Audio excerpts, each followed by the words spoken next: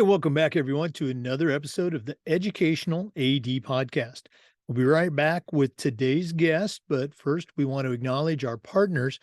We Coach, the Florida Coaches Coalition, the Global Community of Women in High School Sports, and Vital Signs Wall of Fame. You've heard me mention before. These are 4 organizations that you should have as part of your network. So please check them out. And now don't hit that fast forward button. Stay with us for 3 minutes. Take a listen to our sponsorship messages. These are great companies too. So please listen to their message. We want to thank Huddle for their support of the podcast. Go to huddle.com and change the way you see the game. As a football coach, I used Huddle for years, but when I became an athletic director, I made sure our school was a Huddle school. And the tools that they provided our teams, our athletes, our coaches, allowed us to play at a much higher level. Go to huddle.com. We believe in sports, and teams believe in Huddle. Join the 6 million users. Find out how to turn your school into a Huddle school. We also want to thank Wall of Fame by Vital Signs. If you're looking for a really cool way to display your school's record boards or your school's Hall of Fame, go to vitalsignswalloffame.com. Tell them you heard about it on the podcast. When you're ready to buy, use our link and they'll give you a nice little discount. Vital Signs Wall of Fame. Let them help you bring your school's legacy to life. We also want to say thanks to Snap Mobile. Go to snapraise.com. Check out their entire suite of platforms, including SnapRaise, the fundraising platform that we've used with great success, and so can you. They even have a program where you can get your funding before you start your fundraiser. Nobody else offers that. Go to snapraise.com. Get started today. We also want to thank Sideline Interactive, indoor score tables and video boards. Go to sidelineinteractive.com. Schedule a live web demo and see their tables and their boards in action. They not only generate income for your department, they also create the ultimate game day experience for your student athletes. That's sidelineinteractive.com. Check them out today. We also want to say thank you to Gipper. Go to Gipper.com and see how athletic directors are creating world-class marketing content for their school social media channel. It's so easy, even I can do it. Tell them you heard about it on the podcast and you'll get a nice discount. That's Gipper.com. We also want to thank Hometown Ticketing. They're the leading digital ticketing provider to schools and colleges. Do I need to say anything more? Go to hometownticketing.com. They'll show you how to set up and sell your tickets online. They'll also give you a dedicated client success manager that's going to provide you hands-on support every step of the way. Did I say every step of the way? Yes. Go to hometownticketing.com and get started. Simple and easy online ticketing. And we want to say thanks to Athletic Surveys by LifeTrack. Athletic directors typically only get feedback from the complainers, that 2%, the frustrated parent or the squeaky wheel. And we need to hear from them, but you also need to hear from the 98% that love and support your program. And that's where Athletic Surveys comes in. They can create a custom survey for you that allows you to take the pulse of your parents and your student athletes. And that data is a tremendously valuable tool to have when you're talking to that squeaky wheel parent or your school board or your principal. So go to athleticsurveys.com. Let them show you all the things they can do. athleticsurveys.com. Hey, welcome back, everyone, to another episode of the Educational AD. We've got a good friend on the show, Josh Vandergrift. Josh is a longtime AD here in Florida. He's a certified athletic administrator. He and I met when I was still an active AD, and we were both members of the FIAAA Board of Directors. Josh is still on the FIAAA board as a district rep. He's also the athletic director at Edgewater High School, which is right in Orlando, Florida. Josh, welcome to the Educational AD Podcast. Well, thanks for having me. I mean, it's a blast. Like we talked before, I listen to a lot of these all the time and get tidbits from everything. So now it's my turn to help somebody out. Absolutely. I'm excited to hear your story, which is where we're going to start. We always like to let our listeners have a chance to get to know our guests. So give us that bio, where you were born, where you grew up, maybe take us up through your high school and your college years. We'll take a break and then we'll hear about your early career. So, what's the Josh Vandergrift origin story? So I was born and raised in Panama City, Florida, up in the Panhandle from here in Orlando, and I went to the high school at Bay High, which is one of the oldest high schools in the state, and I ended up playing baseball and football there, and I was pretty good, and ended up getting a college scholarship to go play football at Central Methodist College, and then my second year turned to university. Um, and I got to punt and kick there, and I was a two-time all conference player up there, and kind of got into it. I come from a family of educators. My mom was a science teacher. She was a girls basketball coach. She was a girls volleyball coach. And then she got into administration. And then once she got into administration, she worked her way all the way up and finished her career as a deputy superintendent. But my dad, he was a football coach, wrestling coach for 38 years, athletic director as well. So I kind of have the educational roots that I kind of went to.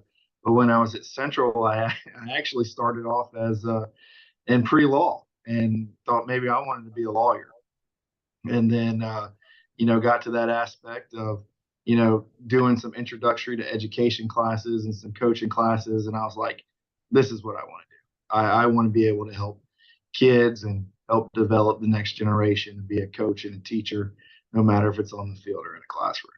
So once I graduated from there, I got my first job as a middle school football coach and a social studies teacher. We were talking before the show. You and I have a connection, and Yeah. the story that you told, which I was not aware of how you ended up at Central Methodist, I thought was really cool. Can you go ahead and tell that again for our listeners? Yeah, so if you actually look at from where Fayette, Missouri is to where Panama City is, it's about 17 hours driving on a map. And a lot of people, say, well, why'd you go to Missouri and you're from Florida? And I said, and I always say, well, they paid for it. So I decided I was going to get some education out of my athletics. But, I was recruited by the head coach at the time, Coach Purdom, and the defensive coordinator and special teams coach, Coach Ken Oliver. And I was, I went up for a visit and I was looking around. I was checking out the school because, it's small town America, real small town. There's one stoplight in Fayette, Missouri, but you're only 20 minutes away from Columbia, where the University of Mizzou is, and it's a fairly big town.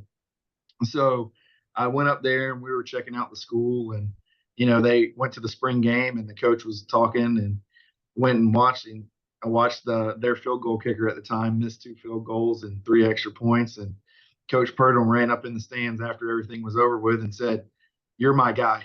I need you. I need you to come to Central Methodist." And so I said, okay. So I said, let's talk about the scholarship. And they did, and we did. And it turned out to be a great choice for me. I made some really good friends that are in the coaching profession today, coaching high school. Some of them went on to be cops. Some of them went on. I got to know one of my buddies. He works in the Secret Service. Cool job. But we all played football at Central Methodist, and we all came from all parts of the country. So it was really cool to see. So, and fun at the time. Yeah, as I shared, I had coached with Greg Purdom back at his previous stop at Missouri Valley College, which is one of Yeah, your you're conference rivals. you're right. And again, you never know, this decision here, that decision there. You and I ended up meeting in Florida years later, but I just love that connection. Um, let's go back to your high school days. Again, you and I were from Florida. I was up in the Panhandle for a number of years, as the AD at McClay. So I know about Bay High School. Did you have a chance to play for your dad? Was he one of your coaches growing up? So he was when when I was in middle school, he coached. He was my football coach, and I was to him. I was during that time. I was just another player on the team.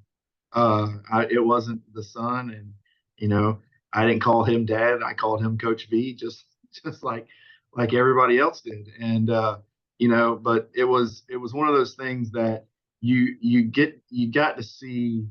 Um, and I always loved it because it was one thing that even before I got there as a little kid, watching him with all the other players, back then it was, seven players weren't picked up by the time they were supposed to be picked up. He loaded them all in the back of his truck and drove them home.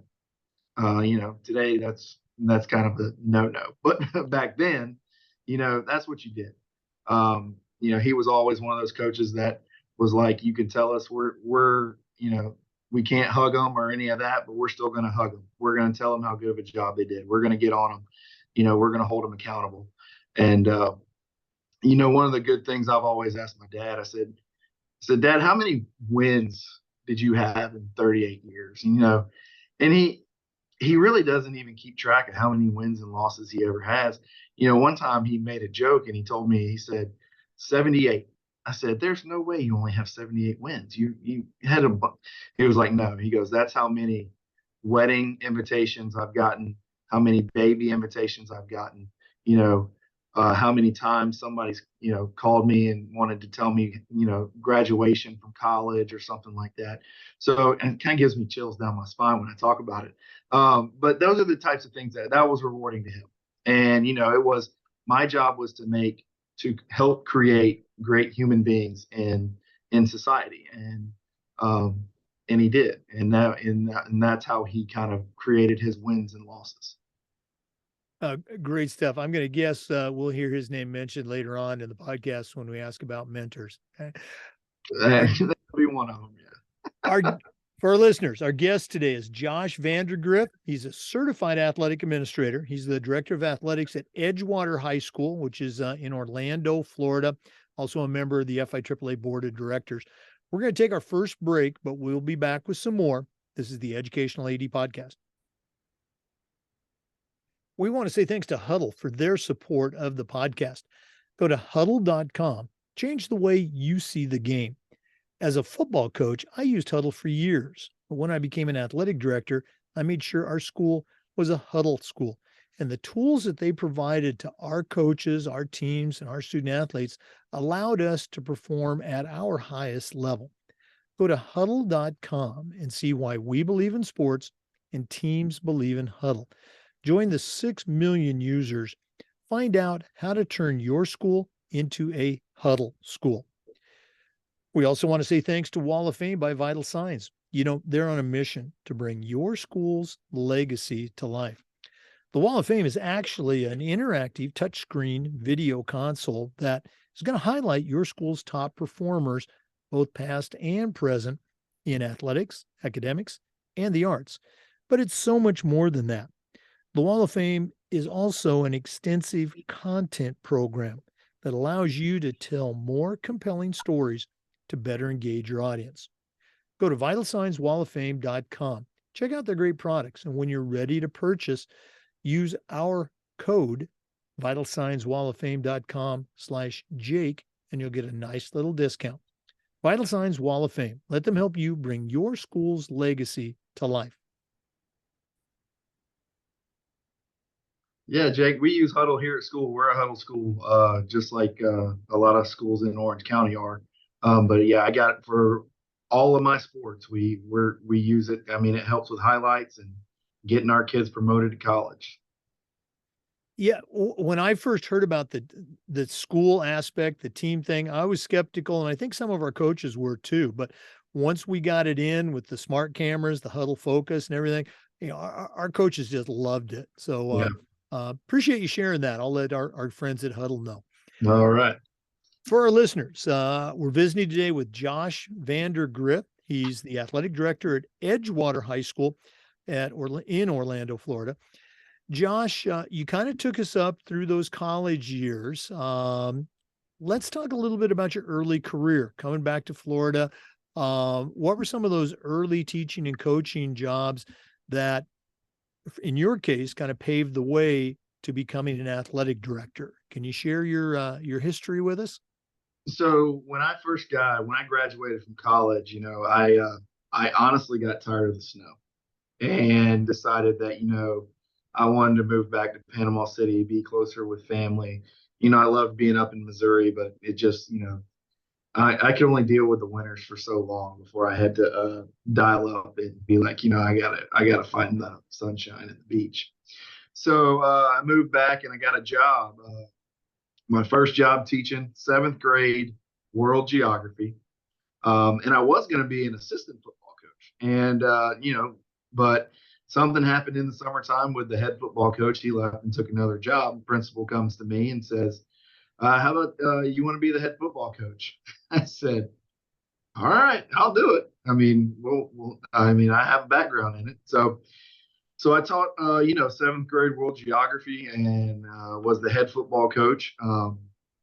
Really, the first year, honestly, didn't know what I was doing as a coach. I mean, I knew the X's and O's of the game. My dad was a coach for a long time, but I had to kind of feel out, I wasn't a player anymore, so I couldn't, talking to the players like a player, and them not understanding how everything in the aspects. So it took a while, and I first, ran into a couple former coaches that helped me and kind of guided me at the time. Chan Spivey was one. He was actually the athletic director at the middle school, and I'd always talk to my dad about a couple different things. And, they kind of helped kind of guide me in that direction. And so I ended up actually for 6 years, I was the head middle school football coach and the head middle school basketball coach. Um, on my fifth year, we actually won the school. The school opened probably in the mid 80s, and we won the first county championship for the school in football and in basketball. So I got better each year as a coach, and it was in a lot of things of going in professional development and help, going to the being introduced at first to the Florida Athletic Coaches Association, where you have other coaches from around the state, and they have kind of a middle school aspect as well. I put my foot in the water coaching high school baseball as well during that time. I went back to Bay High to my alma mater and was the head JV baseball coach. So during that 6 year time span, I was kind of laying the foundation. Uh, a lot of it sometimes was trial and error, and there was a lot of learning coming from everything that I was doing, not being able to understand or being able to get the help that I really really needed at the time. And so I kind of just almost taught myself with the help of just a few. And, sometimes that's how it works. But, I ended up, teaching civics, seventh grade civics. I taught sixth grade world history. I taught eighth grade American history for those 6 years, in the social science department. So they moved me around a little bit, but, some consistencies there was still coaching that basketball and that football. And then I always enjoyed the baseball. That baseball is my passion. I always tell people football helped pay for college, but I love playing baseball. That was what I love to do. And so, when I could get back and I could start coaching baseball and understanding, using the tools that I learned to help become a better coach over the years. So, yeah. Oh no, I was just going to say, I'm just thinking back to my own, early days, 100 years ago, coming out and, coaching everything. And I was a good player, I guess, but really didn't become a student of the game as I should have until much later. So I definitely can relate to those experiences. yeah. So I know like 2011 or 2012, I left Merritt Brown. One of my good friends and coaching mentors left the college ranks and came into high school. And so he asked me, he said, hey, I would really love for you to come on and be an assistant baseball coach here. He goes, I've already talked to the football coach. He said, he's got a spot for you. If you want to become the JV head coach, you could do that too. And so what we did, I applied for a teaching job at Mosley High School, and I ended up getting into the social studies department. I was coaching baseball. I was coaching JV football for the first year, as the head coach and the defensive coordinator, and running the defense as well. And that was a great time frame for me. Eventually Perry Brown, who was the head football coach at Mosley, he retired the next year, and so they hired a new football coach, Jeremy Brown. At the time, he was at Jefferson County, and he came over to Mosley.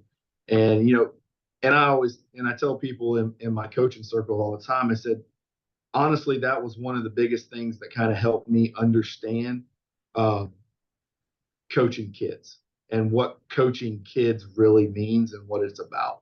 Because Jeremy brought the aspect, and I never heard of it before, the 3D coaching aspect, and the model, and that's what he loves to do. And I fell in love with it, got to know Jeff Duke real well, and kind of started my real, I almost want to call it my renaissance of coaching, my real professional development, um, and started understanding, just not being a student of the game, but also being a student of the students, so that they understand that I'm there for them, that they care. I care for that what they're going through, no matter if it's on the field or off the field. But I'm also there to help them understand.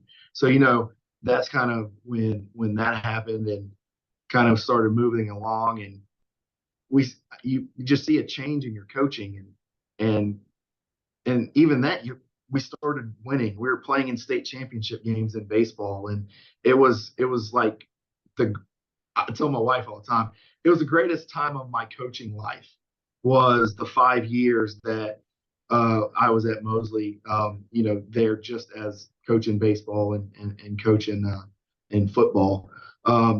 2013, the athletic director retires, and they were like, you have the perfect mentality to do this job. And I'm like, I don't even know what this job is.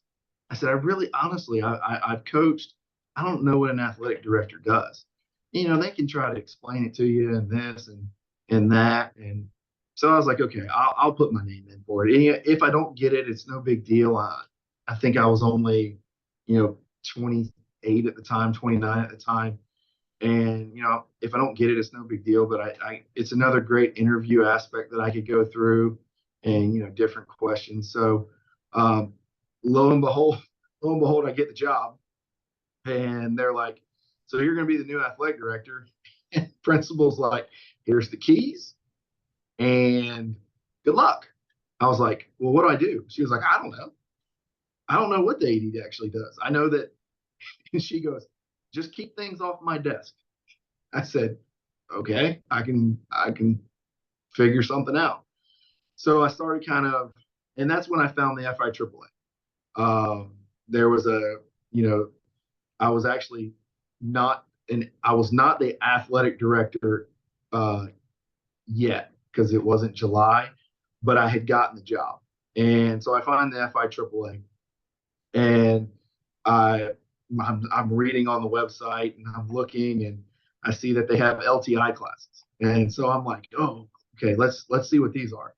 So I'm taking, I think it was LTI 501, 502, 503. I think I took 3 that first conference that I went to, and then I basically looked at it, and I was like, I have to figure out, and I have to meet people. I have to go. And that's when, I met like Roger Mayo. I think I met you. I met Jody. And now it leaves me. He was at Forest, was the president. Jody Phillips. Jody Phillips. There it is. I met Jody and Russell Wombles. And I asked Russell, and Russell was like, just email me when you get back, and I'll email you all my stuff. I said, okay. And I did the same thing with Jody, and Jody said, yeah, no problem. So, making those connections made the job, understanding the job, a whole lot easier. And so, I went from being, the AD that really didn't know anything. And then over 8 years at Mosley as the athletic director, I got nominated and won. It's behind me, the State Athletic Director of the Year award for Section 1, I think it is. And just for, I always say just for doing my job. That's what I think it is. And 3 years ago, I needed a change, I think. And a buddy of mine was the head football coach down here at Edgewater, and he told me that, he's had in the 5 years that he's been here, he's had 5 different ADs, and it's just been a revolving door. And so I talked to the wife, and the principal actually came down to FIAAA and came in the door and said, "You're Josh Vandergrift, right?" And I said, "Yeah." He goes, "I want you to be the next athletic director at Edgewater High School." I was like, "I don't even know who you are. I don't even know where Edgewater is." And so he was like, gave me, and so we talked, and, it wasn't good at that time, but the following year, they had the opening again, and they were looking for another athletic director. And so I applied and got the job, and, been here for 3 years, and it's been an incredible adventure so far in my athletic director road, I guess I could say.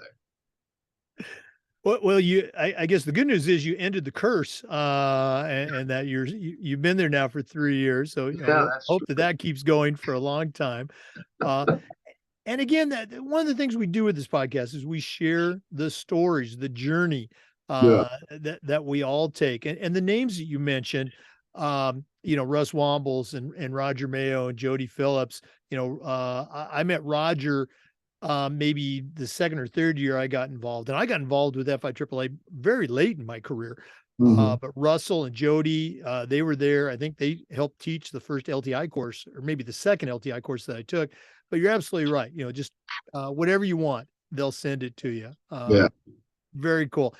For our listeners, our guest is Josh Vandergrift. He's a certified athletic administrator, and he's the AD at Edgewater High School for the 3rd year in a row in Orlando. We're going to take another break, but we're coming back with some more. This is the Educational AD Podcast. We want to thank Sideline Interactive for their support of the podcast. Go to sidelineinteractive.com and schedule a live web demo and see their indoor scoring tables and their video boards in action. Probably one of the best purchases I ever made as an athletic director was our Sideline Interactive indoor score table. It not only generates income for our athletic department, it also creates the ultimate game day experience for our student athletes. Go to sidelineinteractive.com, check out their great products, see what they can do for you. That's sidelineinteractive.com. Check them out today.